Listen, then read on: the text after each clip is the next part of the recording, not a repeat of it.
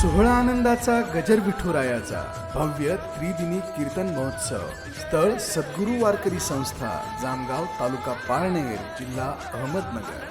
प्रेक्षेपण आपल्या आवडत्या मराठी हॉटस्पॉटवर.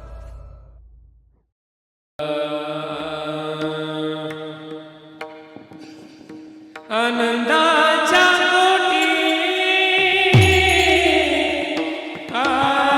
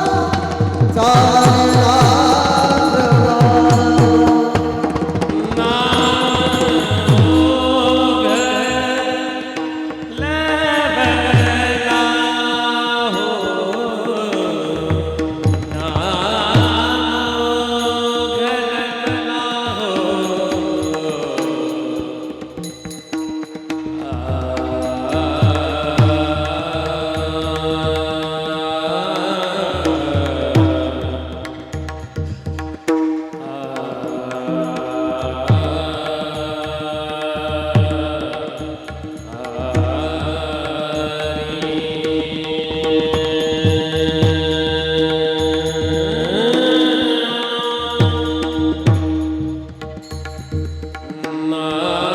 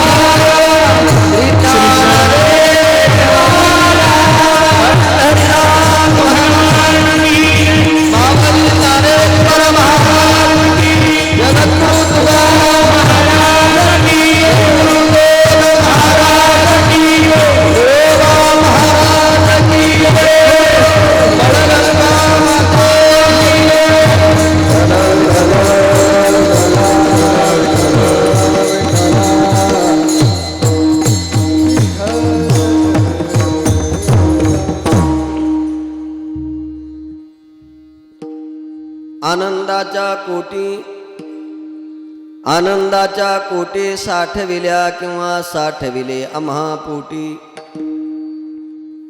प्रेमे चालेला प्रवाहो किंवा प्रेम चालेला प्रवाहो नाम ओघलवलाहू. अखंड खंडेना जीवन रामकृष्ण नारायण. प्रेमे चालेला प्रवाहो नाम ओघलवलाहू. थडी आहे परत्र तुका म्हणे समतीर. प्रेमे चालेला प्रवाहो नाम ओघलवलाहू. विठ्ठल विठ्ठल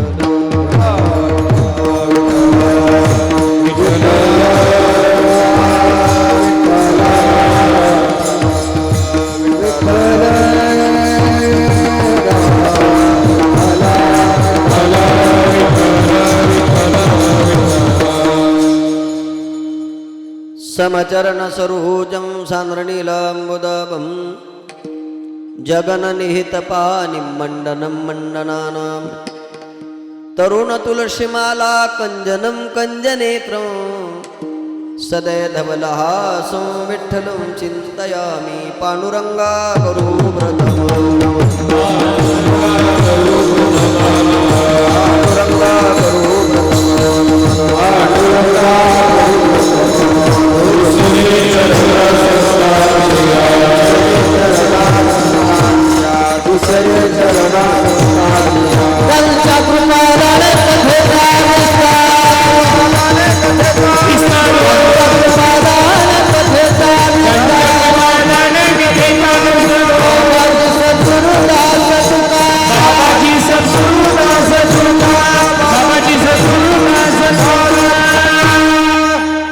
नमो ज्ञानेश्वरा निवृत्ती उदारा सोपान देवा. मुक्ताबाई नमो त्रिभुवन पावणी अद्य जननी देवाची. ज्यांचे गावे केला वास त्यासी नसावी उदास. मस्तकही पायावरी या वारकरी संतांच्या. श्री संताचे माथा चरणावरी साष्टांग हे करी दंडवत. किंवा शरण शरण एकनाथा पायी माथा ठेविला. नका पाहू गुणदोष झालो दास पायांचा. सोनो बंत तथा कुनिजनतया मामासी बोलती. नामे शंकर शंकरा शुभकरा निसंग जो संगती. पुण्यश्लोकीचा पुण्यनगरीचा मोती करा शोभतो. ऐशा संतवरा शुभकरा दांडेकरा वंदितो. सेवेलागी सेवक झालो. सेवेलागी सेवक झालो. सेवेलागी सेवक झालो. सेवेलागी सेवक झालो. सेवेलागी सेवक झालो. सेवेलागी सेवक झालो.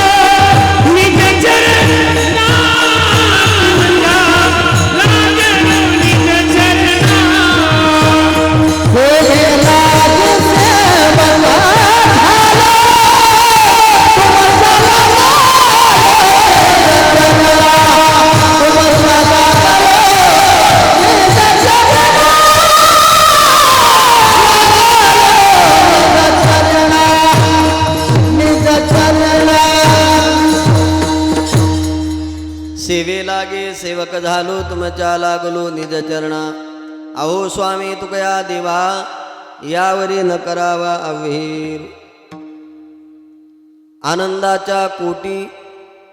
आनंदाच्या कोटी साठविल्या किंवा साठविले आम्हा पोटी प्रेमे चालिला किंवा प्रेम चालिला प्रवाहू नामो घलवलाहू प्रस्तुत कीर्तन रूपी सेवेकरता निवडलेला अभंग महान भगवत भक्त संत सम्राट विश्ववन्य महाराष्ट्र भूषण असणारे देहूचे सुप्रसिद्ध साधू वैराग्याचे मूर्तिमंत पुतळे श्रीमंत श्री जगद्गुरु तुकाराम महाराज यांचा 4 चरणाचा अद्वैत प्रकरणातील अभंग आहे. अभंग सर्वांच्या परिचयाचा आणि पाठाचा. अभंगाचा जर शब्दशः भाव पाहिला तर अतिशय सोपा आहे. या अभंगामध्ये जगद्गुरु तुकाराम महाराज आपल्या आनंदाची अभिव्यक्ती व्यक्त करतायत. महाराज म्हणतायत आमच्या पोटामध्ये कोट्यावधी आनंद साठवलेला आहे, कारण हरिप्रेमाचा प्रवाह सारखा चालू आहे. हरिनामाचा ओघ जलद गतीने वाहत आहे आणि रामकृष्ण नारायण या मंत्राचा अखंड जप केल्याचा परिणाम आम्हाला तो आनंद प्राप्त झालेला आहे, जो आनंद इहलोकात आहे आणि परलोकात आहे. इहलोकातही तोच आहे, परलोकातही तोच आहे. पण महाराज तो आनंद प्राप्त करण्याकरता तुम्ही काय करत होतात? महाराजांनी सोपं उत्तर दिलं आहे. अखंड खंडेना जीवन रामकृष्ण नारायण. राम आणि कृष्ण याचं चिंतन केल्याचा परिणाम आम्ही त्या तीरापर्यंत पोहोचू शकलो आहे. 2 थड्या आहेत, एक अलीकडची आहे आणि दुसरी पलीकडची आहे. एक सुख आहे, दुसरी दुःख आहे. या तीराच्या माणसाला त्या तीराला जायचंय, कारण त्या तीराला काय आहे उत्तर दिलं. पहिलो उभा दाता कटीकर ठेवणी, ज्याची दृष्टी समय चरणही समय आणि जगाच्या पाठीवर सम हे विशेषण फक्त त्यालाच लागू आहे. तुकोबाराय म्हणतात तुका म्हणी समतीर. पण कोण आहे? थडी आहेक्य परत्र तुका म्हणी समतीर. पहिल्या तीराला जो पंढरीश पांडुरंग परमात्मा आहे, त्याच्या जवळ गेल्यानंतर जो जो कोणी भक्त असेल, जो जो कोणी याचक असेल, गरीब श्रीमंत कोणी जरी असला आणि अखंड जर त्यानं नामचिंतन केलं राम आणि कृष्ण याचं, तर त्याला तो आनंद प्राप्त होतो, जो आनंद तुकोबाराय म्हणतात आम्ही उपभोगतोय. विठ्ठल विठ्ठल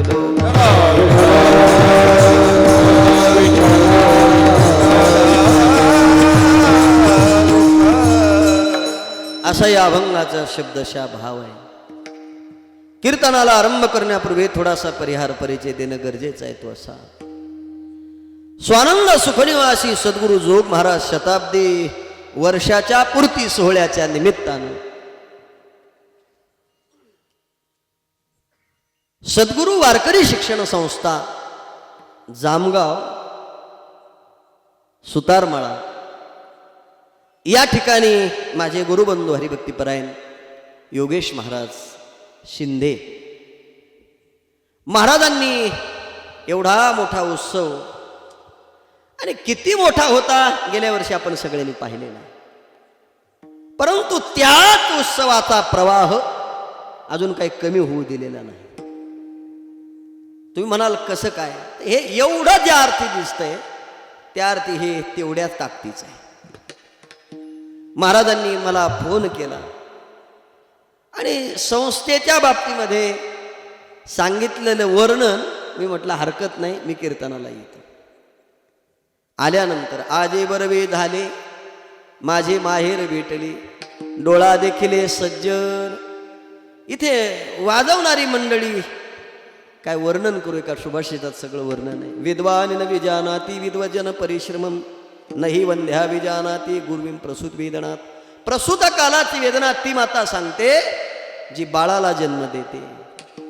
गुणवानाची किंमत त्याला कळते जो गुणवान असू शकतो. वादकाची किंमत त्याला कळू शकते ज्याला त्याचं ज्ञान असेल. गायनाची एक अंग किंवा एक स्वर हृदयापर्यंत पोहोचवण्याचं सामर्थ्य ज्यांच्याकडे आहे त्यांची किंमत त्याला कळू शकते ज्याला स्वराचं ज्ञान आहे. आणि श्रोत्यांच्या बाबतीमध्ये वक्त्यांनी सांगितलेलं कळल्यानंतर भाव बदलतात. ते श्रोते कीर्तनकाराला सुद्धा कळतात. माझं नाही बोललेलं कळलं. आणि म्हणून इथे इतकी सुंदर मंडळी आहेत. खरं सांगू महाराज, फार दिवसातून मोकळं मन झालंय. आता खूप आता कोंडून कोंडून दम जायची वेळ आली. आता आपण म्हणत होतो फक्त कोंडू कोंडू, आता मोकळा सोडू. आता आमच्या महाराजांनी फार मोठं नियोजन केलं. खरं सांगू योगेश महाराज, 40 वय माझं चालू आहे. मनाला लावून घेऊ नका, पण बोलतो. जी माणसं उंचीनं कमी असतात ती माणसं फार मोठं काम करतात. त्यात तुम्ही आहात. मी पण तेवढ्याच उंचीच आहे. लाल बहादूर शास्त्री पर्यंतचा इतिहास पहा. मी सगळ्यांची नावं सांगत बसत नाही. फार मोठं काम आहे. आणि ही सगळी मांदियाळी कार्यक्रमाच्या निमित्तानं जमवणं ही तेवढी सोपी गोष्ट नाही. आणि त्यातली त्यात ही विद्यार्थी महाराज मंडळी सांभाळायची, जोपासायची. आणि या सध्याच्या भयभीत वातावरणात पुन्हा भीती निर्माण न होता सांभाळायचं, हे काम जय महाराज, योगेश्वर महाराज तुम्हाला जमलेलं आहे. आणि म्हणून पहिल्याच दिवसाची ही सेवा माझ्याकडे महाराजांनी दिलेली आहे. मी पुन्हा सांगेल, आधी बरवी झाली माझे माहेर भेटले, डोळा देखले सज्जन. ही गुणवान मंडळी सगळी पाहिल्यानंतर असं वाटतं आपल्यातलाही एखादा दिवस भगवंतानं योगेश महाराजांना द्यावा. कारण एवढं सगळं जमवणं इतकं सोपं नाही. खरंच सोपं नाही. आपण सप्ताह कीर्तन करतो, प्रवचन करतो, मी वर्णन करतो म्हणून नाही, परंतु ही गोष्ट सोपी नाही. मिळविली मांदी वैष्णवांची, आणि मिळविली मांदी वैष्णवाची उभा करत असताना आज आळंदीतून कीर्तनकार आहेत आणि श्रोते देहूतून आहेत. समोरच आहेत आमची भामचंद्राच्या पायथ्याची मंडळी आहेत, बरीच मंडळी आहेत तिथे. हे सगळं करत असताना महाराजांनी फार मोठं काम केलंय. आणि मला सांगायला आनंद वाटेल, मी गेल्या वर्षीची पत्रिका महाराजांची पाहिल्यानंतर एकाहुनी बळी रे एवढा मोठा जोग महाराजांचा शताब्दी महोत्सव आपल्या गावानं, आपल्या परिसरानं केला. त्याबद्दल तुम्हाला द्यावे तेवढे धन्यवाद थोडेच आहे. आणि त्याच्या समारोपाचा सप्ताह आळंदीला फार मोठ्या प्रमाणावर झाला. आपण सगळे त्याही सप्ताहाला आलात.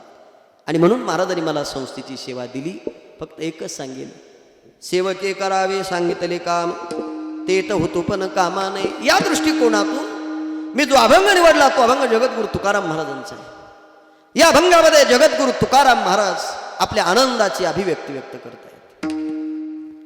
आपण जर या कलियुगाचा विचार केला तर या कलियुगामध्ये प्रत्येक मनुष्याला आनंद हवा. तो ज्या साधनाने मिळतो, माणसं ती साधना करत नाही. आणि ज्या साधनेने आनंद प्राप्त होत नाही, माणसं ती साधना केल्याशिवाय राहत नाही.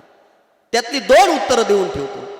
ज्या साधनेने आनंद होतो असं साधन कोणतं, सगळ्याला माहिती आहे. कोणतं साधन? रामकृष्ण हरी विठ्ठल केशवा मंत्र हा जपावा सर्व काळ. आपण जर सर्व काळ त्याचं चिंतन केलं तर आपल्याला काय मिळतो? आनंद मिळतो. आता 2 उत्तर आहे. परमार्थिकानं जरी त्याचं चिंतन केलं तरी आनंदाच आहे, आणि परमार्थिक नसला आणि जर राम आणि कृष्ण याचं चिंतन करत असेल तर त्याला त्याच्यापासून काय मिळतो? आनंद आहे. अजून दुसरं उत्तर आहे, नास्तिकातला नास्तिक मनुष्य असू द्या, त्याला सुद्धा देवाच्या चिंतनाने काय मिळेल? पण तुम्हाला हे वाक्य पटणार नाही. आस्तिक मनुष्य देवाचं चिंतन करत असेल, नास्तिक कसा करेल? फक्त फरक एवढाच आहे, आस्तिक मनुष्य देवाचं चिंतन करतो देव होण्याकरता, नास्तिक मनुष्य चिंतन करतो या जगात देव नाही या करता. पण चिंतन कोणाचं करतो? म्हणजे तरी त्याला त्याचा काय आहे? आनंदाचा. फक्त एक आहे, आनंद ज्या साधनाने प्राप्त होतो ती साधना, आनंद जो प्राप्त होतो तो आनंद वाचेद्वारा सांगणं शक्य नाही. अलीकडे सांगत असतील, परंतु मी प्रमाण सांगतो, काही गाथ्यात आहे काही गाथ्यात नाही. कंठी प्रेम दाटे नयनी निरलोटे हृदय प्रगटे रामरूप. ही परमार्थिक अनुभवाची अवस्था आहे, वाचेद्वारा सांगणं शक्य नाही. वाचेद्वारा मला सांगा, साखर कशी आहे? किती गोडच आहे, पण किती? वर्णन तुम्ही कोणालाही विचारा, पण उदाहरण म्हणून जर शोधलं तर सोपं उत्तर आहे. एकानं साखर घेतली आणि दुसऱ्याला दिली, त्यानं खाल्ली आणि खाल्ल्याबरोबर यानं विचारलं कशी आहे? म्हणला काय तिखट आहे? ज्यानं दिली त्यानं हात घेतला आणि त्याच्या गालावर हा आहे का? त्याच्यामुळे म्हटलं नाही त्यांना जमू शकतं. चपकन हल्ली. त्यानं विचारलं का मारतोस? म्हटले काय नाही, तुला अक्कल आहे का? त्यानं विचारलं झालं काय? अरे मी तुला साखर दिली आणि मी तुला कशी आहे विचारल्यावर तू सांगतो तिखट आहे, डोकं ठिकाणावर आहे का? तो म्हटला तू देताना तुझं डोकं ठिकाणावर नव्हतं, साखर कशी आहे हे तुझ्या हातात तुला कळत होतं, खाण्या अगोदर सुद्धा तुला तिचं काय होतं, ज्ञान होतं, कारण ती कशी आहे.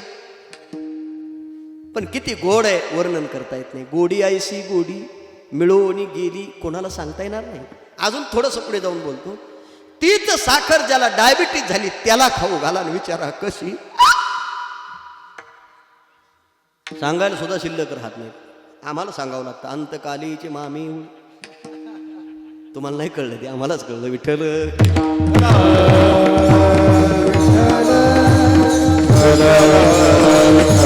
अहो साधं उत्तर ना. डायबिटीज ज्यांना झाली त्यांना डॉक्टरनं सांगितलं साखर गोड खाऊ नका, आणि त्याला जर साखर खायला दिली तर सांगायला राहतं का, हा प्रश्न आहे. सांगायला राहत नाही याचा अर्थ साखर कशी आहे बोलता येत नाही. पाण्यामध्ये बुडी मारली, पाणी किती वाचेद्वारा सांगता येत नाही. तसं परमात्म्याचा अनुभव नेमका कसा आहे अजून काही कोणाला वर्णन करता आलं नाही. मी थोडंसं पुढे जाऊन ताकदीनं सांगेन. नवता काळा गोरा खोजाना ठेंगना, स्वरूप सुंदरा आणि लेखना. नेमका कसा आहे हो? सावळा देखेला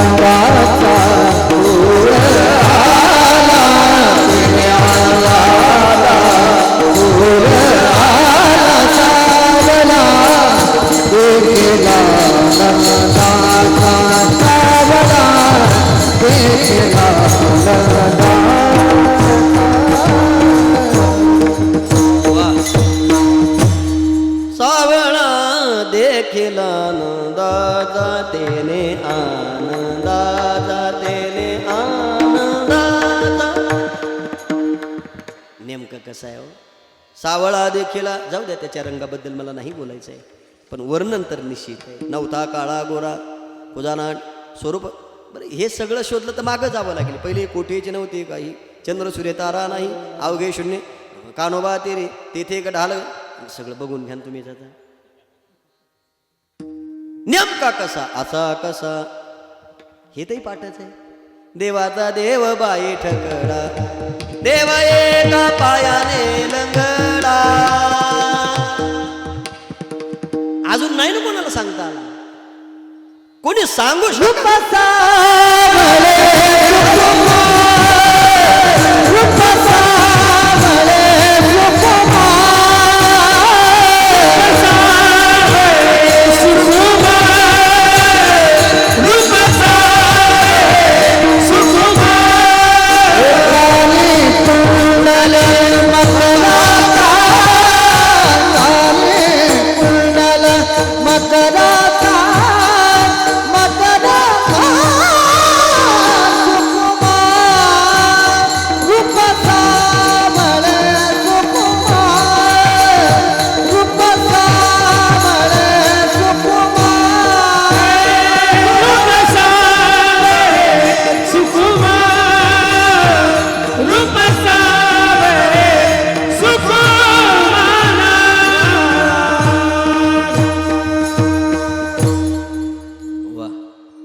रूपसावळे सुकुमार काने कुंडले मकराकार.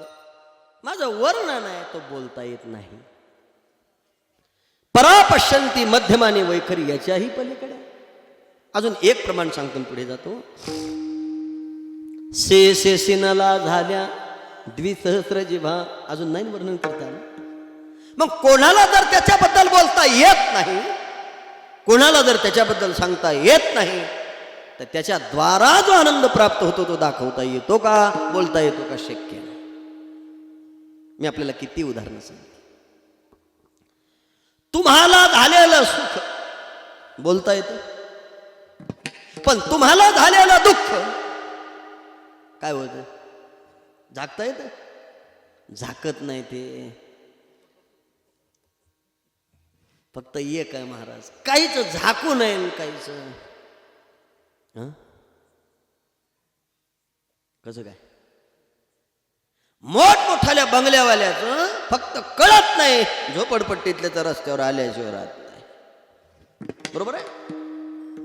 सुख आणि दुःखाचं गणितही तसंच आहे. तसा आनंद हा ज्याच्या त्याच्या बाबतीत मर्यादित आहे. गीतेत वर्णन आहे ना, सुख दुःखे समे कृत्वा लाभा लाभू जयाजू ततो दायजेश्व योगम पापम वापसेसी आणि ते मग सुखम लोक मिमम प्राप्त. कोणाला चुकलंय? कबीरदास महाराजांना विचारा बरं. जो देखे सो दुखे या बाबा, सुखे या कोई नहीं रे. राजा दुखिया प्रजा दुखिया, दुखिया मन बैरागी. अरे हे सगळे माणसं, सगळी. उदाहरण म्हणून जर पाहिजे असेल तर साधं उत्तर आहे. वा, ज्याला एक मुलगा आहे तो फार सुखी मनुष्य, फार सुखी. कारण त्याला एक सून आहे, एक मुलगा आहे. मस्त आपलं.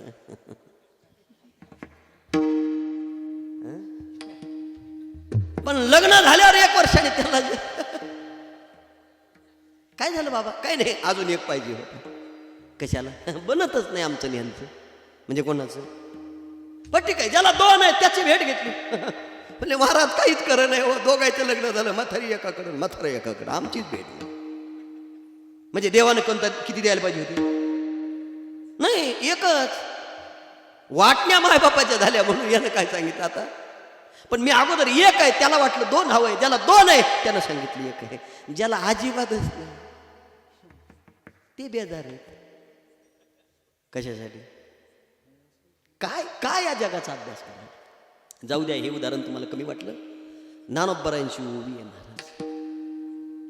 जे गावीचा चंद्रक्षेरोगी, जेथ उदय होय असता लागी, दुःख लिवणे सुखाती अंगी सळीत जगाते. अरे सूर्याला उगवावं लागतं आणि इच्छा नसताना. जर सूर्याला चुकत नाही, कोणाला? असं प्रत्येकाला वाटतं याही 5 वर्षात मीच पाहिजे होतो. कशासाठी?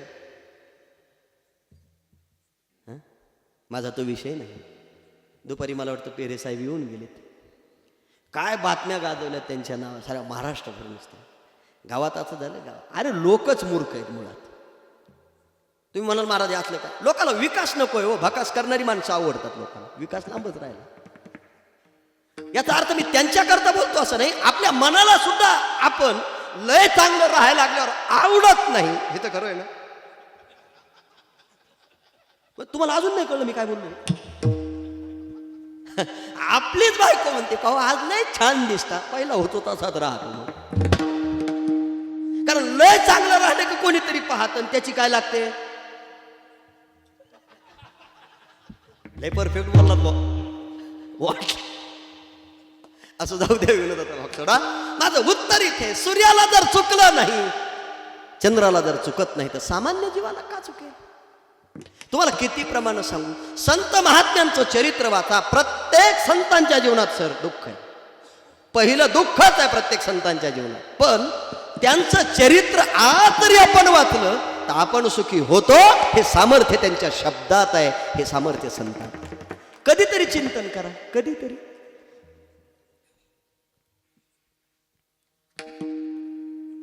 जगद्गुरु तुकाराम महाराजांचं जर चरित्र वाचलं तर आपल्या लक्षात येईल त्यांना दुःख नव्हतं का?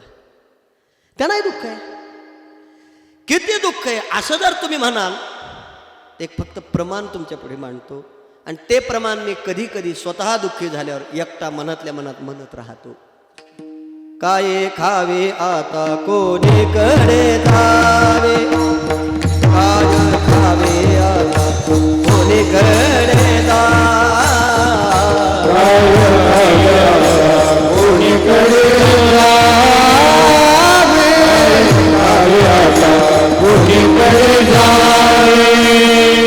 गावात राहावे कोण बळे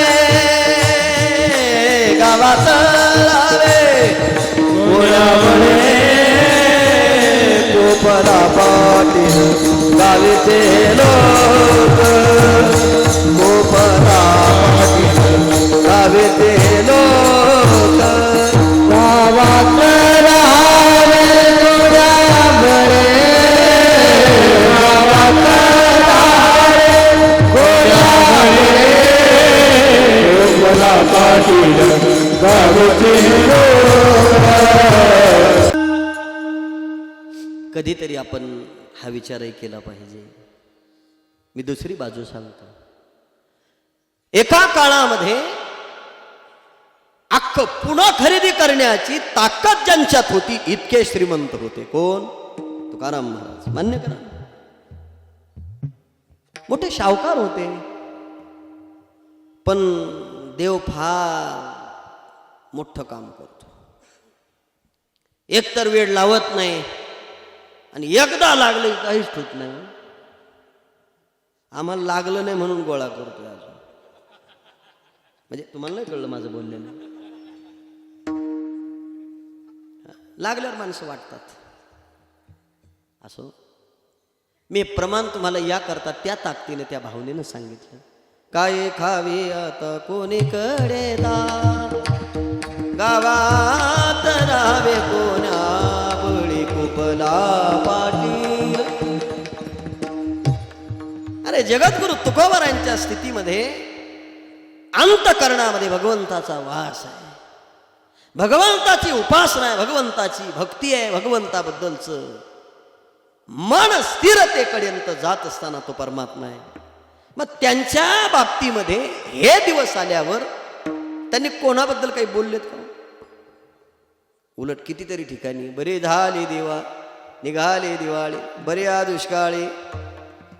जाऊ द्या, प्रत्येक माणसं असंच म्हणतात. हो, आम्हाला माहिती हो, तुम्ही नका सांगू. एक लक्षात ठेवा, जगद्गुरु तुकाराम महाराजांचं जीवन जर आपण पाहिलं, आपण कुठंच बसत नाही. कोणत्या शब्दात नाही, विचारात सुद्धा नाही. अजून किती सांगू, देवाला सुद्धा सांगितलं, देवा जर तुला दुःख द्यावंच वाटत असेल तर मला दे. कारण नियम आहे, दुःख आल्याशिवाय सुखाची किंमत नाही. ही व्यवहारिक जीवन आहे. पण मला एक सांगा, जगद्गुरु तुकोबाराय हे सगळं घडत होतं त्यावेळेला नेमकं काय करत होते? दुःख जाण्याकरता प्रयत्न नव्हते का? नाही. सुख मिळावं म्हणून प्रयत्न नव्हते का? नाही. फक्त एकच होतं, पांडुरंग ध्यानी पांडुरंग पांडुरंग ध्यानी पांडुरंग ध्यानी पांडुरंग पांडुरंग ध्यानी पांडुरंग स्वप्ने पांडुरंग स्वप्ने पांडुरंग जागृती स्वप्ने पांडुरंग. पांडुरंग ध्यानी पांडुरंग म्हणी जागृती स्वप्ने पांडु. अरे जागृतीतही तोच होता, स्वप्नावस्थेत तोच आहे, सुषुप्ती अवस्थेत तोच आहे. एक प्रमाण सांगतो महाराजांचं. तुकोबारायांना दुःख होतं म्हणून कोणाला बोलले नाही, पण लोकांनी महाराजाला विचारलं, हे सगळं तुमच्या बाबतीत घडतंय, तुम्हाला झोपल्यावर तरी स्वप्नात वाटत असेल हे असं का? तुकोबाराय म्हटले, स्वप्नात पडलं नाही. बोलणाराची बोलतीच बंद झाली. म्हटले का पडलं नाही?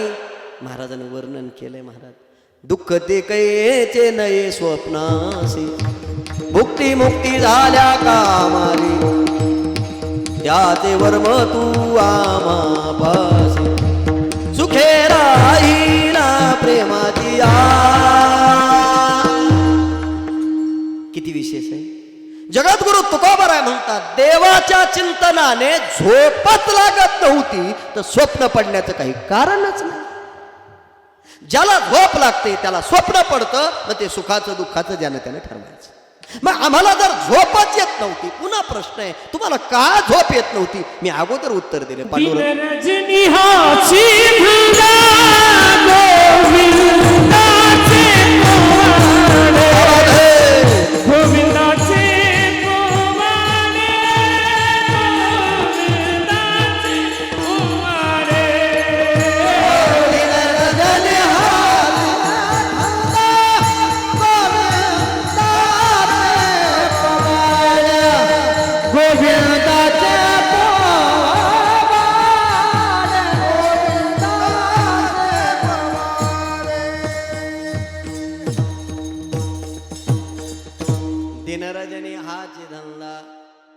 इंदाचे पोवाडे, रात्र न कळी दिवस न कळी अंगे खेळे. आता हे सगळं जर शोधत गेलो तर आपल्यात काही नाही, पण आपण बोलू शकतो. मग मला एक सांगा, रात्र आणि दिवस गोविंद आहे, रात्र आणि दिवस पांडुरंग आहे, हे चिंतन जे करत होते त्यांच्या जीवनात दुःख नव्हतं का? असाच फक्त एवढा माझा प्रश्न आहे. दुःख कशानं गेलं, काय गेलं, ती उपाय मी तुम्हाला सांगितलेत, पण नव्हतं का असा प्रश्न तुम्हाला पडतो आणि मलाही पडतो. होतं, पण वाच्यता. आपल्याकडे सुख आहे पण वाच्यता दुःखाची. तुकोबाराय भजन करू लागले, भजनामध्ये तल्लीन झाली. पांडुरंग पांडुरंग पांडुरंग पांडुरंग पांडुरंग. तुकोबारायच्या दारामध्ये दोन पाहुणे उभे राहिले. आता त्या पाहुण्यानं तुकोबारायला पाहिलं, पण तुकोबारायने पाहुण्याला पाहिलं नाही ना. नाही, पाहुणे तुकोबारायला पाहत होते, पण तुकोबाराय देवाला पाहत होते. कारण इतकं वेड व्हावं लागतं. मी पहिल्यांदाच सांगितलं, चिंतनामध्ये मग्न आहेत. जिजाबाई बाहेर आल्या आणि पाहतात कोणतरी दारात दिसतंय. आपल्या मालकाकडे पाहिलं, म्हणले हे काही त्यांना बोलवीत, कारण हे कोणाला बोलवीतच नव्हते. म्हणजे कळलं माझं बोलणं तुम्हाला. जिजाबाईनं पाहुण्याला हाक मारली, पाहुणे घरात आले, बसले. जिजाबाईला असं वाटत होतं आलेल्या पाहुण्याला कोणी बोलावं, कोणी महाराजांना बोललं पाहिजे या बसा. काही घरामध्ये माणसं म्हणतात, काही घरात महिला म्हणतात. त्या का म्हणतात मला माहीत नाही, पण मी फक्त माझं काम सांगितलं. पण इथे जिजाबाईनं तुकोबारायकडे पाहिलं. एक लक्षात ठेवा, ती अवस्था होणार नाही आपली. पण भजन तर महाराजाचं चालू आहे. पाहुणे बसल्यावर आईसाहेबांना पाणी दिलं आणि फक्त विचारलं कुणीकडे आलात. म्हटलं काही नाही, पोरीचं लग्न आहे, लग्नाची पत्रिका आहे. पण ही मूळ आणि पत्रिका तुम्हाला आहे, दोघं जण लागणार आहे. आता जिजाबाईला इतका आनंद झाला, कारण कोणाला घेऊन जायचं होतं लग्नाला. महाराजांना फार आनंद झाला जिजाबाईला. पाहिलं नाही पाहुण्याकडे, पण निघताना पाहुण्याने महाराजाला राम राम केला.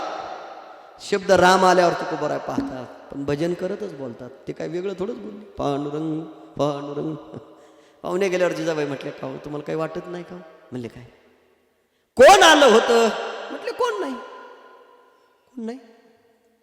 अहो म्हटले पाहुणे होते, त्यांनी मूळ आणि पत्रिका आपल्याला दिली, मुलीचं लग्न आहे त्याकरता गेलं पाहिजे. तुकोबारायने एका शब्दात उत्तर दिलं, आवले मी लग्नाला येणार नाही, तुझ्याकरता जे पाहुणे आले तू जायचं, मी नाही येणार. थोडंसं जिजाबाईच्या मनामध्ये भाव निर्माण झाला की यांना लेकरं बाळ आहेत. कोणाला? भागीरथी मुलगी होती आणि माधवा मुलगा होता. महाराजाला सांगितलं आपल्याही मुलीच्या लग्नाला सोयरे आले पाहिजे, त्याकरता सोयऱ्यानं दिलेलं निमंत्रण घेऊन सोयऱ्याच्या पोरीच्या लग्नाला जायला पाहिजे. तुकोबाराय म्हणले तुम्हाला जायचं तुम्ही जावा. जिजाबाई म्हणले अवघडच आहे. घेतला विनान भजन चालू केलं. पुन्हा थोडंसं बोलले, म्हणले अहो ऐका तरी, तुम्हाला तुमच्या लेकीबद्दल काही वाटत नाही का? असा प्रश्न केल्यावर तुकोबारायला लेकीबद्दल कळवळा नाही असं तुम्हाला म्हणायचं? तुकाराम महाराजा इतका कळवळा कोणाचाच नाही, मान्यच करावं लागेल. आणि सांगतोच, ज्या वेळेला तुकाराम महाराज वैकुंठाला निघाले त्यावेळेला भागीरथीनं शेवया केल्या आणि महाराज गेले. भागीरथीनं धावा केला आणि जगद्गुरु तुकाराम महाराज वैकुंठाहून आले. हे सामर्थ्य भागीरथीचं आहे. हे तुम्हाला जरी मान्य असेल तर दुसरं उत्तर देतो, आपल्या लेकीवर तुकोबारायचा इतका जीव होता की लेकी करता वैकुंठाहून यावं लागलं. हे अलीकडच्या काळातल्या प्रत्येक लेकीनं स्मरण केलंच पाहिजे. मी का बोललोय? जीव नव्हता का?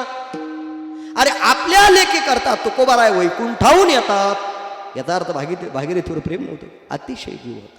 बाबा गेली कुण्या गावा भागीरथी. मला तो भाव, मला फक्त इथे यायचं होतं. इकडे पांडुरंगाचं स्मरण चालून तुकोबारायला जिजाबाई बोलतायत. लोक त्याचाही भ्रम करतात. बोलत होत्या याचा अर्थ त्या तुमच्या आमच्यासारख्या नव्हत्या, तुमच्या आमच्या इतकं बोलत नव्हत्या, त्या थोडक्यातच होतं. पण ते भजन चालू नाविलाज झाला. लक्षात आलं, किती तरी सांगितलं पण महाराज ऐकत नाही. नियम असा आहे महाराज, कोणाचं नाही ऐकलं तरी चालतं.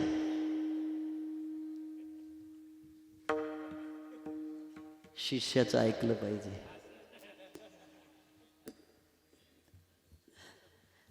तीन हट्ट आहेत, एक बाल हट्ट आहे, एक राज हट्ट आहे आणि एक स्त्री हट्ट आहे. तुम्हाला खरं सांगू का महाराज, आता मी प्रपंचिक आहे म्हणून बोलतो हे सगळं, ब्रह्मचार्याला नाही जुळायचं हे सगळं, सत्य घटना आहे. बायको नाही बोलली तर सुधरत नाही. म्हणजे तुम्हाला नाही कळलं हे? तिनं फक्त नुसतं असं सापासारखं नुसतं असं फुगू द्या. साप नुसतं फुगत, बेंडकी फुगत, नुसतं असं. आपण म्हणू काय काय नाही, पारनेरला चाललोय, जा जा म्हटलं तरी दिवसभर गाडीला धडकत आहे. म्हणजे ह्या मोकळं बोलले तरी तोटा आहे आणि नाही बोलल्या तरी इथल्या सोडून. तुम्ही चांगलंच बोलत असाल असं गृहीत धरतो, नाही तर इथंच आडव्या होता, नाही बोलत होता मी, बरोबर आहे ना. जिजाबाई तुकोबारायला बोलल्या, पण काय फक्त पाहुणे सोयरे आहेत, आपण गेलं पाहिजे. तुकोबाराय परमात्म्याच्या आनंदामध्ये नाचू लागली, पांडुरंग पांडुरंग पांडुरंग. पण जिजाबाईनं तुकोबारायांना विचारानं थांबवलं. तुम्ही काही झालं तर चालेल पण लग्नाला. तुकोबाराय नाही म्हटले. नाही म्हटल्यावर जिजाबाई म्हणले तुम्हाला सोयरे नाही का? तुकोबारायनं सोयऱ्याचं वर्णन करताना ते माझी सोयरी सज्जन सांगाती, पाया ठेविती विठोबाची, ते माझे सोयरे कोण? दिनाचा सोयरा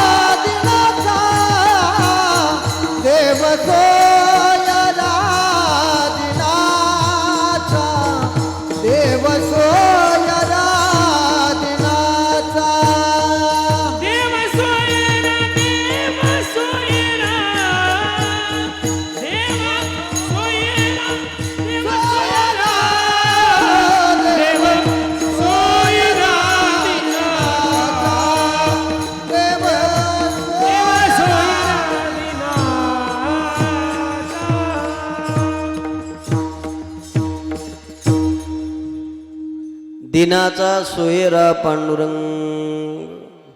आल्यानो ओके, पण तेही प्रमाण आहे, तुम्ही जे म्हणताय ते पण आहे. देव सोयरा देव सोयरा देव सोयरा दिनाचा, ते माझे सोयरे सज्जन सांगाती. आणि आता अंडरलाईन करा, पाया ठेविती विठोबाचे. तुकोबारायांनी हे सांगितल्यावर जिजाबाई म्हणले आता किती जरी बोलले तरी, पण थोडस बोलल्याच महाराज. म्हणले काही झालं तुकोबाराय नाही म्हणल्यावर मग जरा पुढं आल्यानं म्हणल्या तुम्हाला तुमच्या पांडुरंगाची शपथ आहे. कोणाची? आता पांडुरंगाची शपथ घेतल्यावर महाराजानं विना गळ्यात घातल्यानं उठले आणि निघाले भजन करीत, पांडुरंग पांडुरंग. जिजाबाईने विचारलं ही दिंडी कुठं? म्हणले लग्नाला. हा म्हणले आहेर. कारण तू शपथ कोणाची घेतली? आता ऐका, तुझी आन वाही नगा देवराया बहु आवडसे. इथे थोडस माझ्या मनाचं बोलतो, माझ्या काय अजून वाचण्यात नाही पण बोलतो. जिजाबाईनं शपथ घेतली कोणाची? पांडुरंगाची. म्हणजे तुकाराम महाराजानं ऐकलं कोणाचं? आपलं डोकं चालतंय ना, कोणाचं? तुम्ही कोणाचं ऐकत? म्हणजे तुम्ही उत्तर मला दिलंय पांडुरंग. एक लक्षात ठेवा, लोक डोकं लावतात आपापल्या परीनं. माझं मत सांगतो, जगद्गुरु तुकाराम महाराजाचं दैवत पांडुरंग आहे. तुकोबारायची भक्ती पांडुरंगाची आहे, मंत्र पांडुरंगाचा आहे, उपासना आहे, 8 पिढ्यापासून देवाचं चिंतन आहे. पण शपथ घेताना जिजाबाईनं जे नाव घेतलं ते कोणाचं घेतलेलं आहे? पांडुरंगाचं.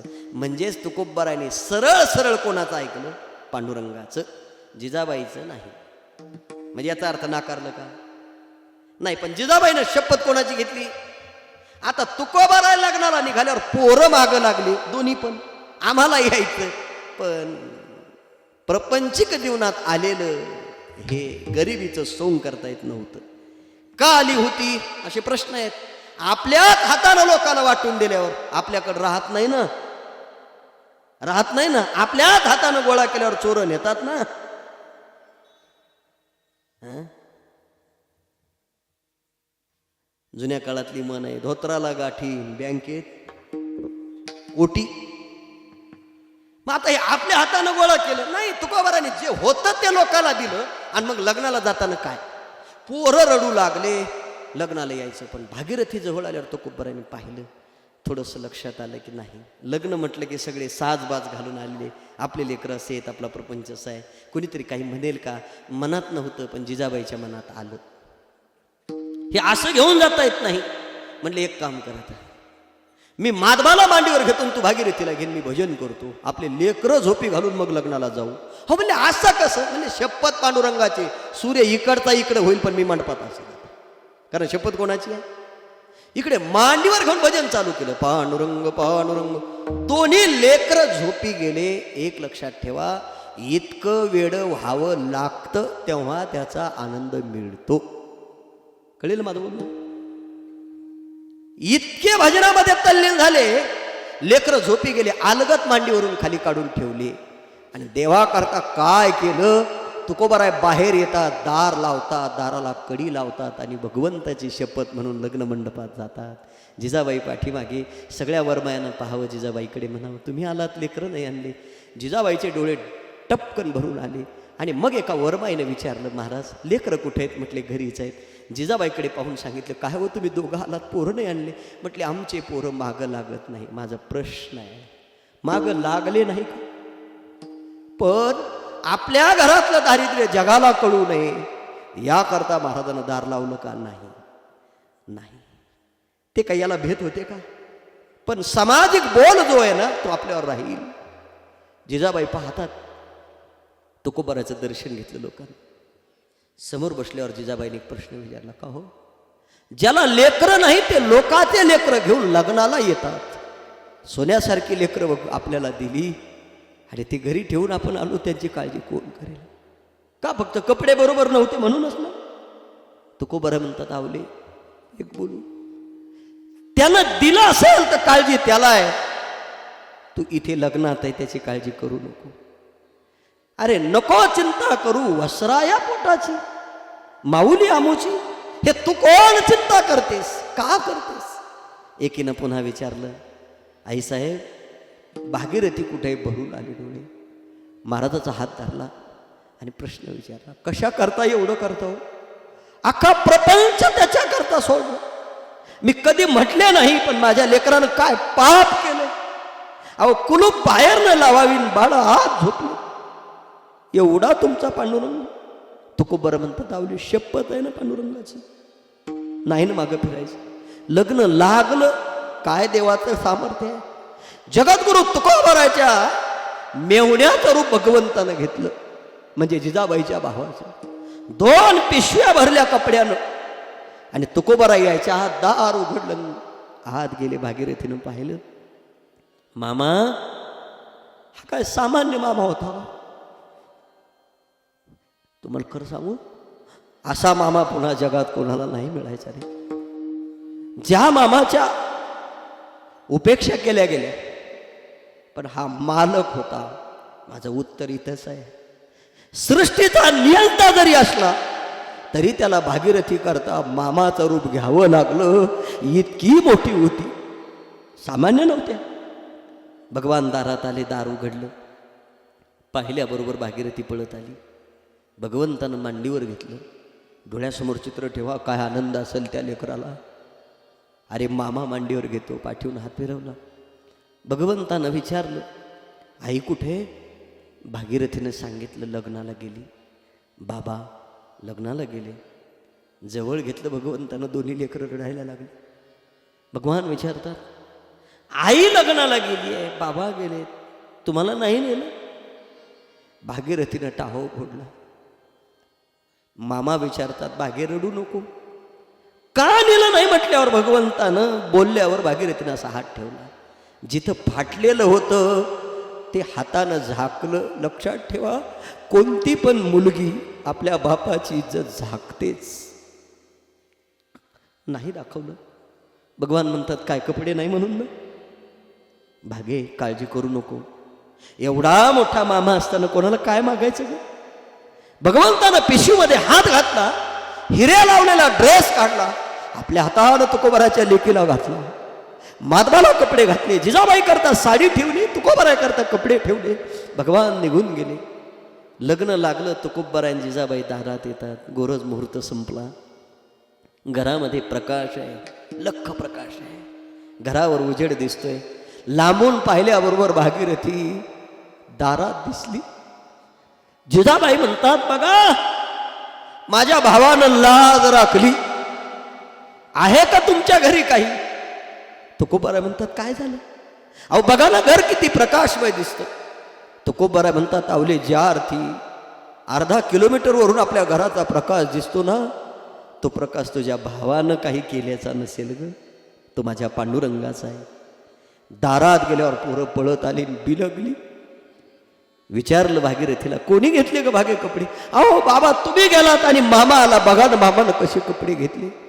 तुकोबाराने भागीरथीच्या कपड्याला हात लावल्यावर हिरे लावलेला पाहिला ड्रेस. दोन्ही हात पुढे केले परमात्म्याकडे. देवा, अरे तुझ्याकडे काहीच म्हटलं नाही, तू फक्त रात्रंदिवस तुझं चिंतन करतो म्हणून हे सर्व प्रपंचातलं सगळं कोड तू पूर्ण करतोस. अरे किती किती आमच्यासाठी करायचे. माधवानं आईला धरलं, सांगितलं, आई मामानं मलाच कपडे घेतले नाही असं नाही, बघ तुला साडी घेतली, बाबाला कपडे. आणि मग तुकोबाराच्या जवळ जिजाबाई आल्यात, बोलू लागल्या, काय सांगता, बघा माझ्या भावानं लाज राखली, बघा ना माझ्या पोरीला कपडे, मला साडी, तुम्हाला कपडे. तुकोबारा म्हणतात, आवले खरं सांगू, हिरे लावलेले कपडे घेण्याचं सामर्थ्य फक्त त्याच्यात आहे. तो तुझा भाऊ नाही, तो माझा पांडुरंग आहे, कारण तो पांडुरंग सोडून जगात दुसरं कोणी देऊ शकत नाही. हे सर्वस्व त्यानं दिलं. पांडुरंग द्यानी पांडुरंग म्हणी, जागृती स्वप्नी पांडुरंग माझं उत्तरी ठेवतं. पांडुरंग परमात्म्याचं चिंतन केल्यामुळे दुःख आठवलं नाही, पण दुःखाचं सुख कधी झालं याचंही भान राहिलं नाही. पांडुरंग ध्यानी महाराज वर्णन करतात, दुःख ती कैची नाही स्वप्नासी, भुक्ती मुक्ती झाल्या कामारी दासी, त्याचे वर्म तू आम्हापासी, सुखे राहिला प्रेम. का बरं असं होतं? तुकोबारा म्हटले, त्याचं कारण आहे, मी ज्याचं चिंतन करतो तो परमात्मा कसा आहे त्याचं स्वरूप तुकोबाराने पहिल्या चरणात सांगितलं. आनंदाचे कोटी, आनंदाचे कोटी, आनंदाचे कोटी, आनंदाचे कोटी, आनंदाचे कोटी, आनंदाचे कोटी, आनंदाचे कोटी, आनंदाचे कोटी, आनंदाचे कोटी,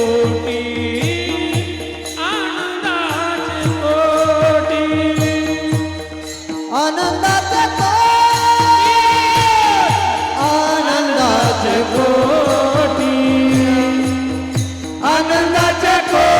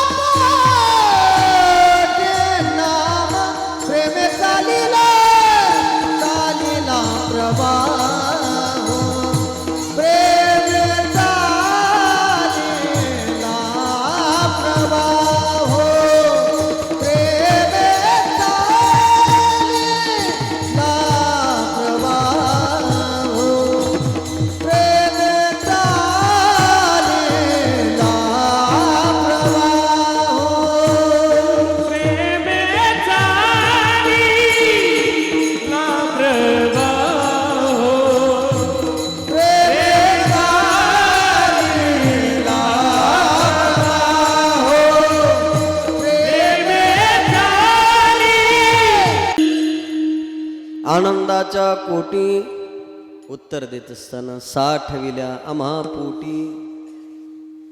इथे पोट शब्दाचा अर्थ हृदय.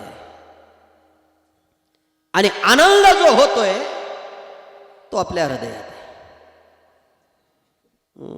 पंचदशीमध्ये 5 प्रकरण आहेत आनंदाची. आत्मानंद, विद्यानंद, योगानंद, ब्रह्मानंद.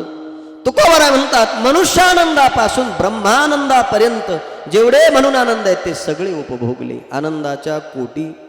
पण काही माणसं म्हटले महाराज तू आनंद कोटी सांगितला, मानता येतो का? कुठून? शक्य नाही. पंढरपूरला जाताना रिकाम पोतं घेतलं, कारण आनंद कुठे?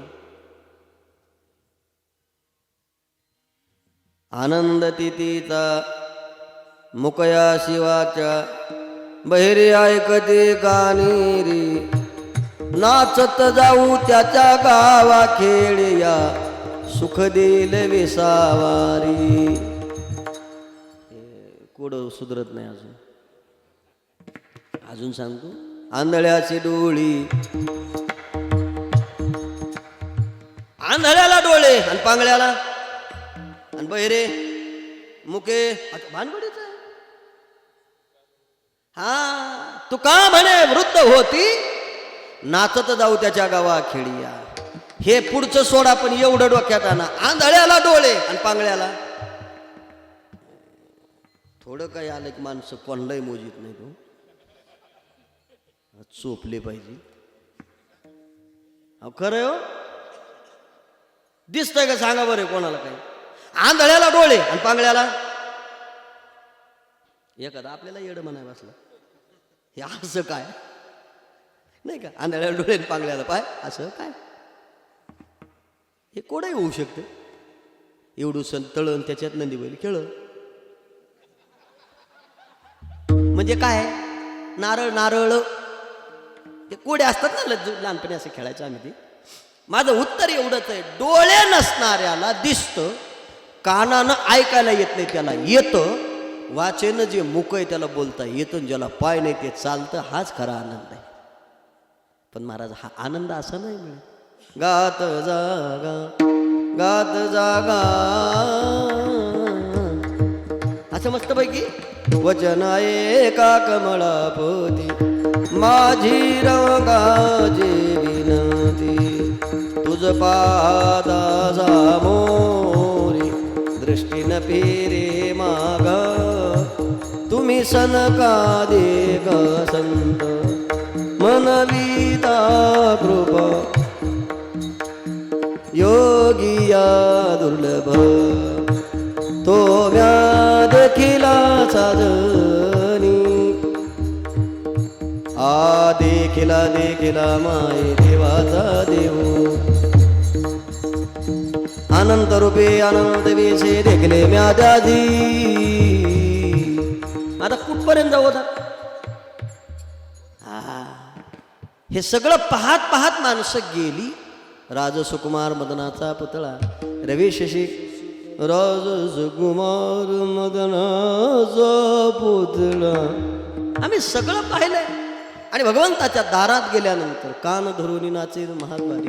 अगदी पुढे गेल्यावर गरुड खांबाला मिठी मारली आणि समोर एकदम सुंदर ते ध्यान उभे विठीवरी करकटावरी ठेवून या जाऊ द्या आवडी ही रूप गोजरी सगुण पाहता लोचन आणि सुंदर स्वरूप आज पाहिले मी डोळा सुंदर स्वरूप आज पाहिले मी डोळा सुंदर स्वरूप आज पाहिले मी डोळा सुंदर स्वरूप आज पाहिले मी डोळा विठेवरी उभा राहे कान्हया सावळा विठेवरी उभा राहे कान्हया सुंदर स्वरूप आज पाहिले मी डोळा सुंदर स्वरूप आज पाहिले मी डोळा सुंदर स्वरूप आज पाहिले मी डोळा सुंदर स्वरूप आज पाहिले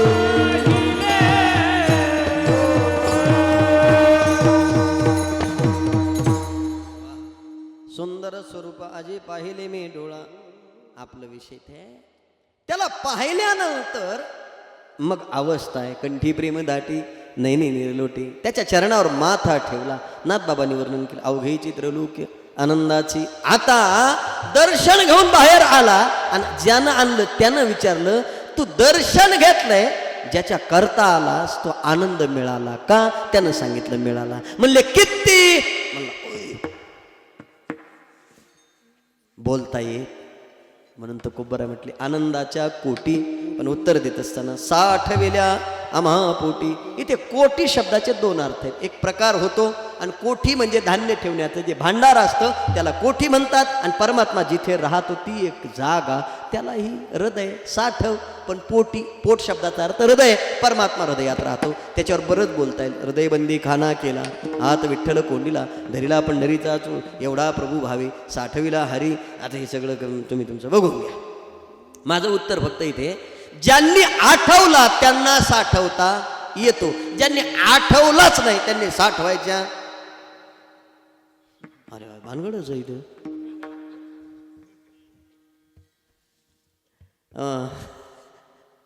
एका आजीनं काय केलं धुण्याचं टोपलं घेतलं डोक्यावर आणि रस्त्याने निघाले काच लावलेलं पाहिलं एक दुकान आणि जवळ गेली तिला आतमध्ये एक मनुष्य दिसला आणि त्यानं असं कार्ड काढलं होतं मशीनमध्ये घातलं होतं त्याचं नाव ATM ते ATM बाहेर काढलं आणि ही तिथे गेली म्हणजे का काय केलं म्हणले काय नाही मशीनमधून पैसे काढले म्हणजे बाया कंटाळा आलाय मशीन पैसे देते तिनं टोपलं तिथंच ठेवलं कुठं तिला कळलं पाहिजे दुनियाचं टोपलं इथं ठेवा का पळत गेली घरी म्हणले हो गोविंदराव म्हणले काय इकडे या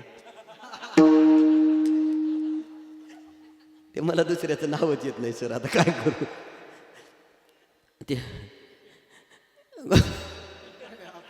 जाऊ दे आता मग नाव घेतल्यावर म्हणले काय झालं म्हणले काय नाही म्हणले इथे कुठं बसता म्हणले तुम्हाला काय कळत नाही काबाड कष्ट करून आयुष्य गेलं मला माहित होतं तुमच्या नादी लागले का तुम्हाला माझं बावड झालं काय नाही म्हणले आपल्या गावात एक मशीन आलं आणि ते पैसे देत आहे ती माझ्यासारखंच येणं होतं त्यानं पोराची गाडी घेतली मोटरसायकल लवकर झाल्याकरता आता त्या पोराची गाडी याच्या गाडीत फरक होता याची जुनी राजदूत SD आणि पोराची ती नवीन आलेली अशी बसायचं सीट खाली आणि मागच्याच वर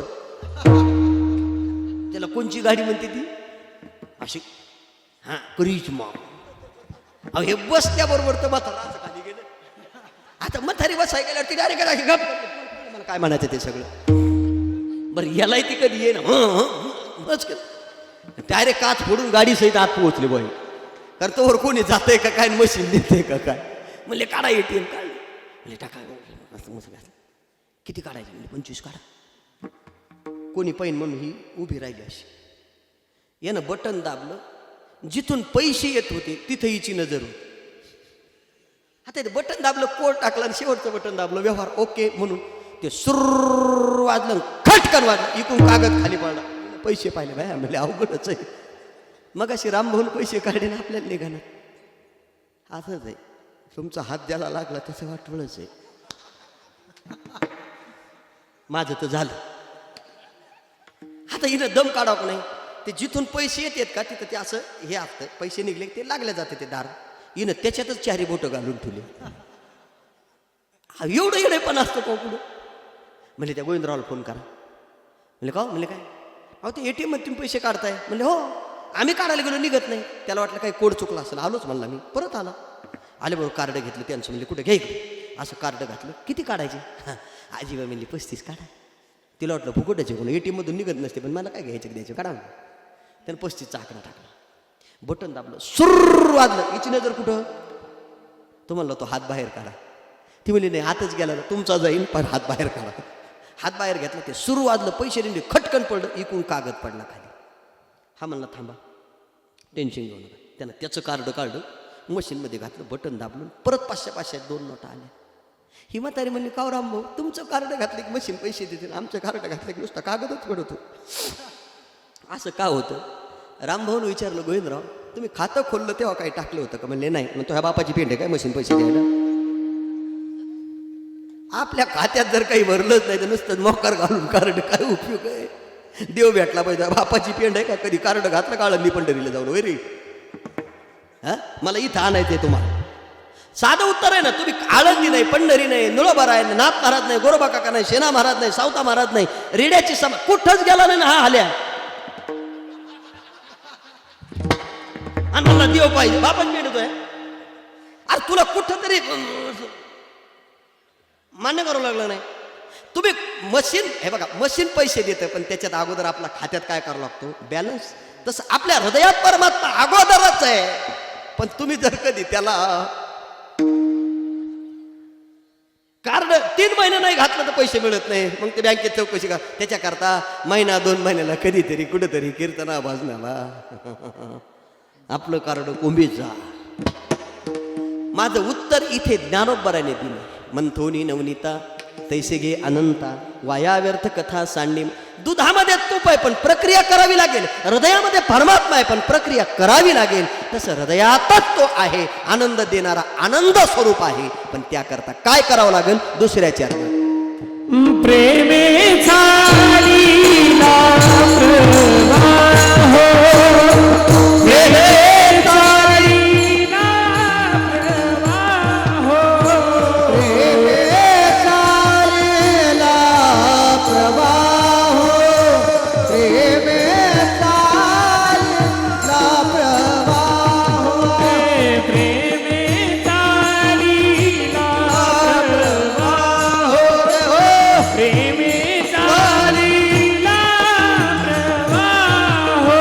चालेला प्रवाह हो, नामोघ लवला हो. साठवलेला परमात्मा आम्ही आठवल्याचा परिणाम त्याच्याद्वारा जो आनंद प्राप्त झाला तो प्रवाहासारखा आहे. ओढ्याचं पाणी आहे, नदीचा प्रवाह आहे आणि परमात्म्याचा आनंद प्रवाहासारखा पाहिजे. इथे प्रेम शब्दाचे अर्थ भिन्न भिन्न आहेत.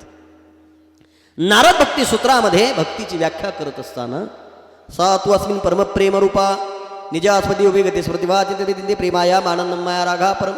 भक्ती भक्ती म्हणजे काय, सर्वावनी निराळा रजतमा वेगळा भोगे प्रेम कळा तेची भक्ती. कबीरदास महाराजांनी वर्णन केलंय. कबीर कबीर क्या कही जावे यमुना तीर, एक एक गौलन के प्रेम में बह गए कोट कबीर. एका गौलनीच्या प्रेमात कोटी कबीर वाहून जातील इतकं प्रेम गवळणीचं देवावर. भक्ती शास्त्राच्या दृष्टीने एका सुभाषितकारानं वर्णन केले बघा. नवारे पत्युपकामाये पतिप्रियो भवती, आत्मानस्तु कामाये पतिप्रियो भवती. नवारे मित्रश कामाये मित्रं प्रियो भवती, आत्मानस्तु कामाये मित्रं प्रियो भवती. नवारे सर्वस्य कामाये सर्वं प्रियो भवती, आत्मानस्तु कामाये सर्वं प्रियो भवती. या जगात सगळे लोक एकमेकावर प्रेम करतात. कशा करतात, त्यांचा काहीतरी स्वार्थ आहे. लय नाही, आता वेळ संपली माझी. जोवरी चाले धंदा तोरी बहीण म्हणे दादा, जोवरी चळण गा तोवरी म्हणते मामाने तिला न दूर देजुगाची गादा. हे तसंच म्हणावं लागतं, हा गोड वाटत आहे. हे सगळे लोक हे बघा. नवारे पत्युपकामाये पतिप्रिय भवती. शास्त्रकार म्हणतात पत्नी ही पतीवर प्रेम करते स्वार्थ असेपर्यंतच, नाही तर म्हणते त्याचं थोबाड पाहायचं नाही कोणाचं. आणि जेव्हा पाहायचं होतं तेव्हा खिडकीतून पाहत होती कसा दिसतो यो. तेव्हा तर फार आडवं फांदी आलेली जमत नव्हती हिला. कधीतरी विचार करा ना गोष्टीचा. मग हे असं का होत आहे, याचा अर्थ प्रेम आहे, प्रपंचिक आहे, रिवर्स आहे, परमार्थातलं वाढत आहे, वृद्धिंगत होत आहे. माझं उत्तर एवढ्या करताच आहे, तुम्ही आम्ही एकमेकावर प्रेम करतो ना, आनंद मिळावा म्हणून. एका मिनिटात उत्तर देतो. स्वामी विवेकानंद रेल्वेनं प्रवास करत होते आणि रेल्वेनं प्रवास करताना स्वामीजीनं एका चिखलामध्ये पडलेल्या पिल्लाला पाहिलं. ते डुकराचं पिल्लू होतं. आता साधं उत्तर आहे, पिल्लू कोणाचं आहे, डुकराचं. म्हणजे मी जास्त नाही बोलणार आता. ते कशात होतं, चिखलात. आता चिखलात का होतं, दुःख मिळत होतं का आनंद मिळत होता म्हणून होतं, कशाला, मी कशाला बोलू कोणाला. तुम्हाला आपण दुसऱ्यावर प्रेम करतो कशा करता, आपल्याला काय मिळालं पाहिजे.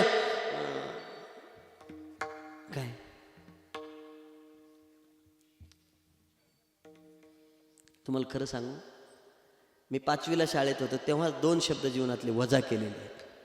एक प्रेम आणि विश्वास. कोणावरच नाही माझा, कोणावरच नाही. हा, पण आता दुसरं उत्तर देतो. प्रेम आणि विश्वास फक्त माझा देवावर आहे, म्हणूनच मी जगतोय आता. तुम्ही कोणावर ठेवायचा तर तुमचा. कोणी म्हणेन बायकोन मायन, ते तुमचं तुम्ही पाहून घ्या. फक्त मी सांगत नाही मनातलं कोणाला, तुम्हाला सांगितलंय. अजून तिलाही सांगितलं नाही. तिने मला लय वेळा विचारलं तुमचं प्रेम, म्हणलं फक्त म्हणायचं असतं, बोलायचं नसतं. मी का बोललो हे उदाहरण संपलं नाही माझं. पिलू चिखलात आहे, त्याला आनंद आहे. स्वामीजीनं गाडी थांबवली, उतरली, पिलाला उचलून घेतलं चिखलातून. का उचलून घेतलं? कारण पिलू चिखलात पडलेलं पाहिलं आणि स्वामीजीला दुःख वाटू लागलं, मरल ना ते, म्हणून उचललं. कोणाला? पिलाला. जवळ घेतलं, पाण्यानं स्नान घातलं. आता जोपर्यंत ते भरलेलं होतं ते पाहून स्वामीजींना नको झालं होतं. धुतलेलं पिल्लू हातात घेतलं आणि पाहिलं, बरं वाटलं, आनंद वाटला.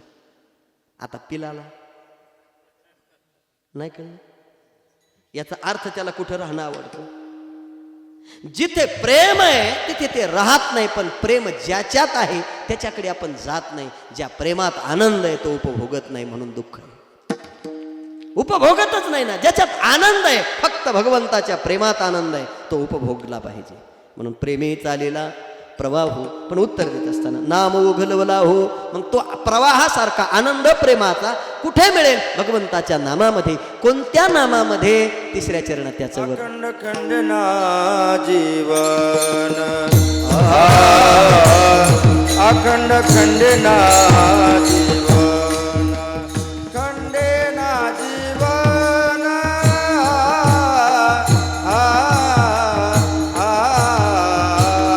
अखंड खंडना जीवन,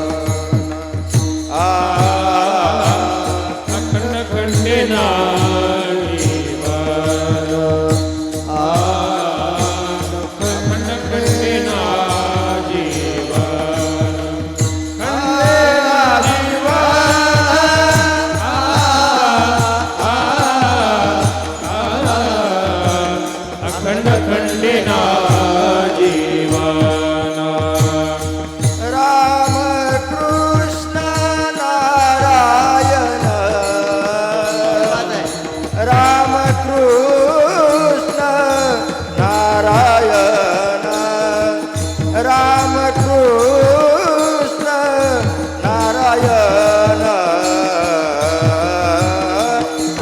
चालेला प्रवाह, प्रेमे चालेला प्रवाह, चालेला प्रवाह,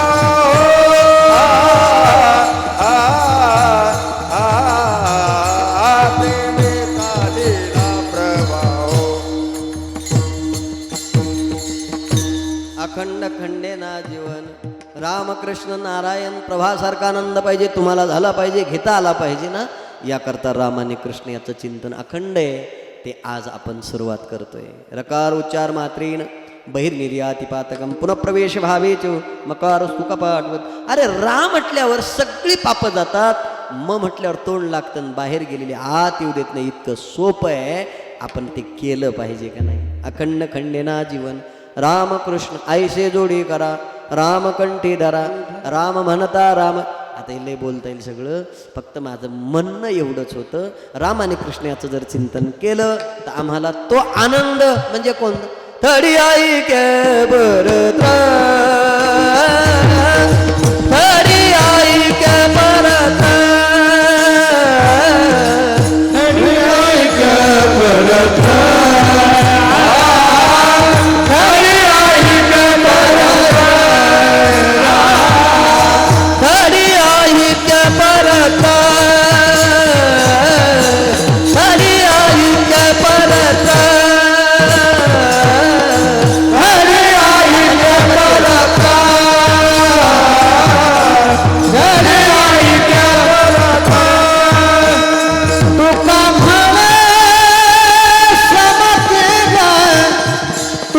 म्हणे समजला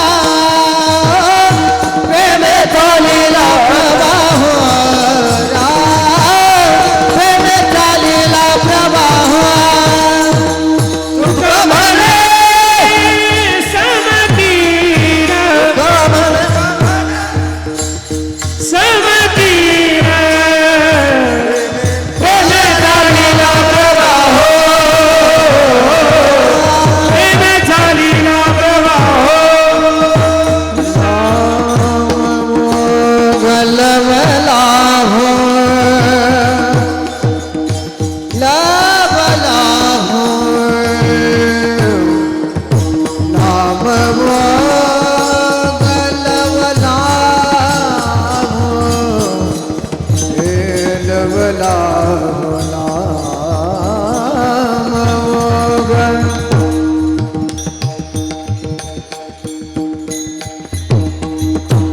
नाम वो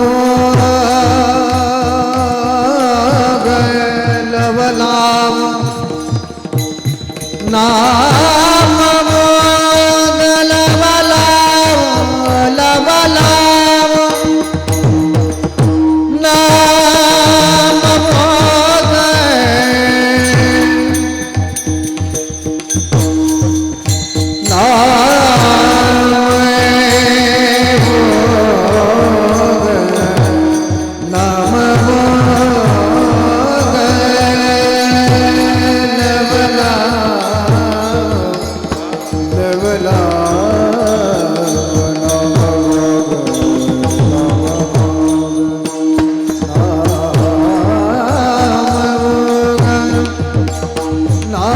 वो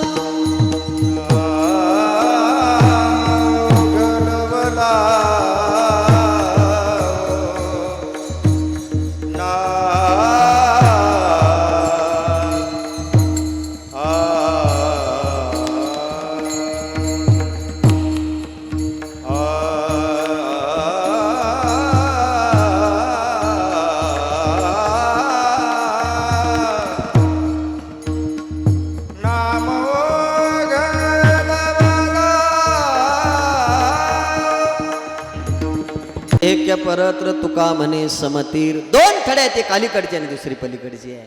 अलीकडच्या तीराच्या माणसाला पलीकडे जायचंय. पहिलं उभा दाता कटीकर ठेवून पण माणसं म्हटले महाराज नदी भरून वाहते, पलीकडे जाऊ कसं? म्हटलं नावेत बसावं, नाव पलीकडे नेते. पोहणं येत असेल तर पोहून जावं. पण एकानं डोकं लावलं. म्हटले महाराज नावेला छिद्र असेल तर लावतात माणसं. मी विनोदानं म्हणतो ती काय सत्यनारायणाची नाव नाही, 5 अध्याय वाचल्यावर पलीकडे जाते. सोपं आहे का ते? श्री गणेशाय नमः. श्री सत्यनारायण महाराज की जय.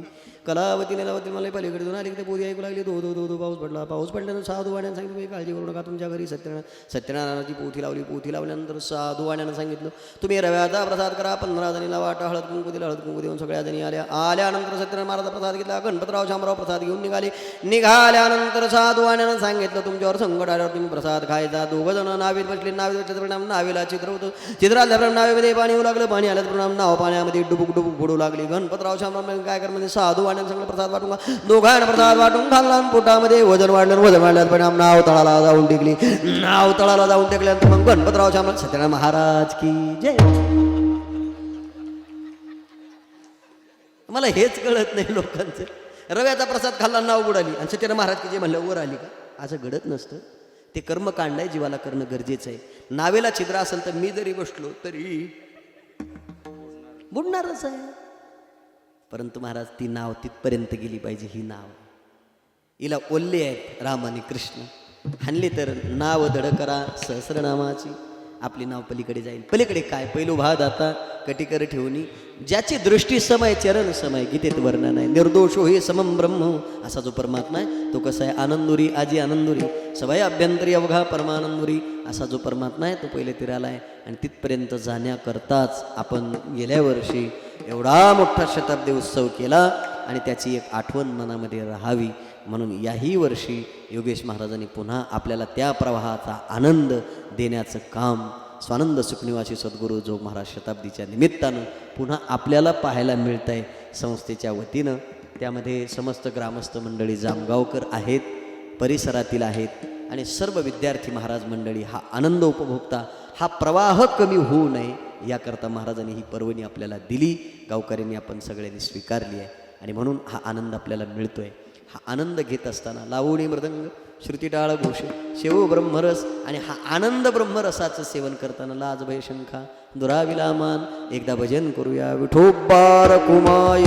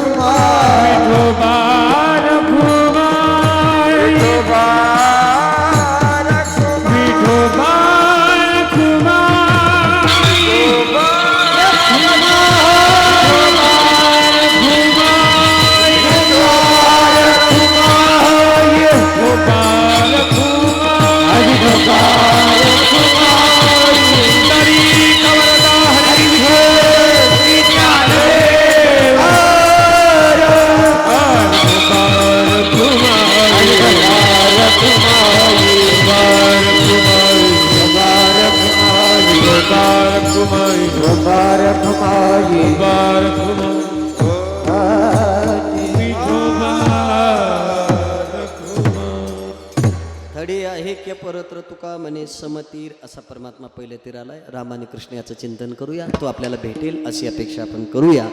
आणि सर्व मंडळी कीर्तनाकरता उपस्थित राहिलात. पहिला दिवस आहे. 10-5 मिनटं मागापुढी झाले. मग अशीच महाराजांनी सांगितलं मला थोडंसं आज पहिला दिवस आहे धकून घेऊया.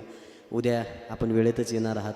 सर्व कार्यक्रम वेळेत होतील. सर्वांना आनंद मिळेल. आणि हा आनंद उपभोगत असताना ही संस्था आहे.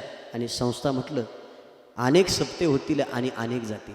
पण संस्थेमध्ये जर आपलाच एक विद्यार्थी घडला तर तो अनेक गावामध्ये जाऊन वारकरी संप्रदायाचा प्रचार आणि प्रसार करेल. हे काम फार मोठं आहे.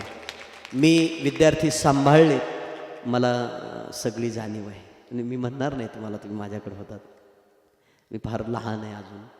योगेश महाराजही सुरुवातीला आमच्याकडंच होते. गुरुबंधू आहेत आमचे. माझा स्वभाव त्यांनाही चांगला माहिती आहे. विद्यार्थी सांभाळत असताना हे म्हणजे चिखल असतात सगळी. पण आकार देण्याचं काम हे गुरुकडे असतं. तुम्हाला माहिती म्हणून सांगू, जेव्हा विद्यार्थी आमच्याकडे आणून घालाल ना तुम्ही, तो आमच्याकडे जर राहिला तर तुमचं ऐकणारच नाही. आम्हाला खात्री आहे. माझ्या संस्थेमध्ये एक विद्यार्थी होता, नवीनच होता, औरंगाबादचा, शहरातला होता. रक्षाबंधन आलं त्याला जायचं होतं. मी त्याला पाठ शिकवताना म्हटलं अरे जायचं नसतं, गुरु तुझी माय असते, बाप असते, भाऊ असतो. ते थांबलं ना पोरगं. पण थांबल्यानंतर जेव्हा राख्या बांधायच्या ठरल्या तेव्हा त्यानं राखी हातात घेतली आणि सांगितलं आता तुम्ही मला बांधायची. अरे बापरे म्हणलं हे का? म्हणलं नाही मी कोणाच्या हातून बांधणार नाही. तुम्ही सांगितलं का नाही तुमची बहीण आम्हीच आहे आणि भाऊ आम्हीच आहे. आता तो मोठा अधिकारी आहे पोरगा. माझं उत्तर एवढंच आहे की त्याला मी राखी बांधली. हे मी काम केलेलं आहे. मी या सगळ्यांमधून गेलेलं आहे. आणि आजही मला या सर्वांची किंमत आहे, कारण मी असाच होतो म्हणून महाराज झालो. एकदमच कुठून तरी आला की महाराज लवकर होत आहे. हे असं तळाचं पाणी असलं ना, तळाचं म्हणजे कुठलं, झिरा असतो ना, झिरा, दुसऱ्यांना असं हाणून हाणून हाणून असं वाळू छानून छानून काढलं ना की ते कुठंही टाका मरत नाही. हां, जे एकदम बापाच्या पिढ्यानं आलं ते बघून बसलं की ते सुधरत नाही, त्याला कशावर बसलो ते. ही आमची लेकरं म्हणजे ही सोपं नाही. मला माहिती आहे, माझ्या घरात परमार्थ होता, पण मी किती कष्टानं शिकलो ही जाणीव मला आहे. आणि म्हणून हे सगळं काम करत असताना हे विद्यार्थी घडवणं महाराज सोपी गोष्ट नाही. अनेक संस्थेतली ही महाराज मंडळी इथे आज आहेत, पण यांना आकार देण्याचं काम इतकं सोपं नाही. कारण जसं तो लोक सोहळा आनंदाचा गजर विठुरायाचा भव्य त्रिदिनी कीर्तन महोत्सव. स्थळ सद्गुरू वारकरी संस्था, जामगाव, तालुका पारनेर, जिल्हा अहमदनगर. प्रेक्षेपण आपल्या आवडत्या मराठी हॉटस्पॉटवर.